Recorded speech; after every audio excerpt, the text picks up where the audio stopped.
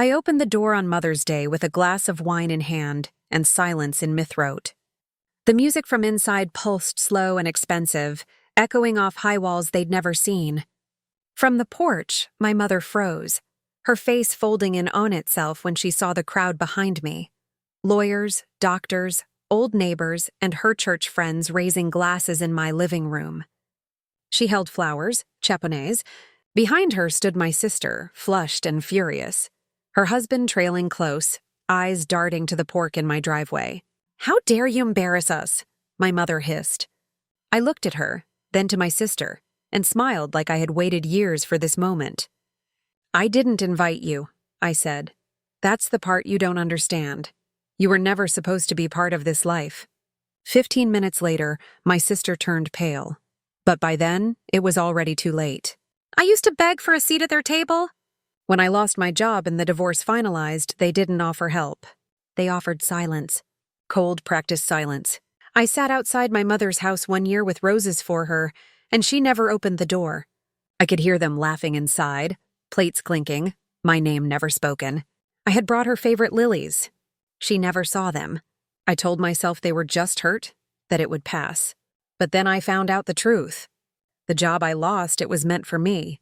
I'd been shortlisted after rounds of interviews, a director-level position at a firm my sister's husband also applied to. I recommended him. Stupid, loyal me. When the rejection came, I thought it was just bad luck until I saw the offer letter on their kitchen table, his name on it, my references attached. He took my place, then he took my family. He told them I was unstable, that the divorce was my fault, that I was spiraling. They believed him. I started noticing how my sister's wedding fund, once half mine after Dad died, mysteriously vanished from my trust. Administrative error, they said, but they threw her a 6-figure wedding while I was selling furniture to pay rent. They chose her future over mine. So I stopped begging, I started watching. First, I got smart, really smart. I rebranded, took contract jobs under a different name, built a tech consultancy quietly. I didn't need flash. I needed leverage. It took 18 months to land my first major client, a company tied to my brother-in-law's firm. I smiled when I saw his name on the email chain. He had no idea.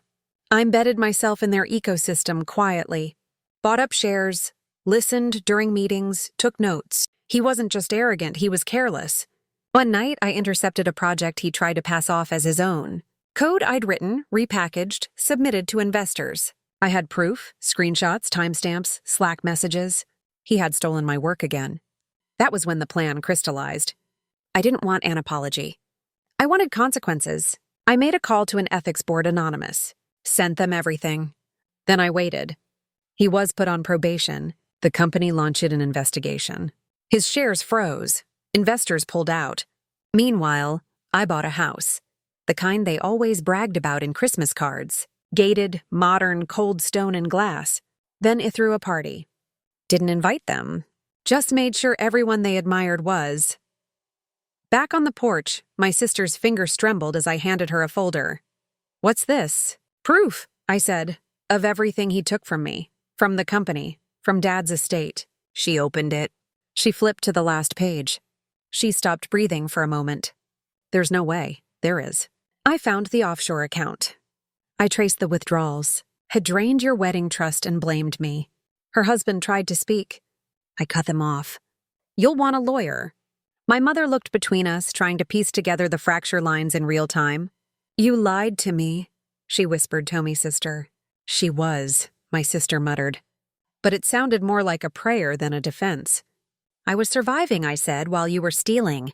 35 minutes later, I watched from the window as they stood in the driveway arguing.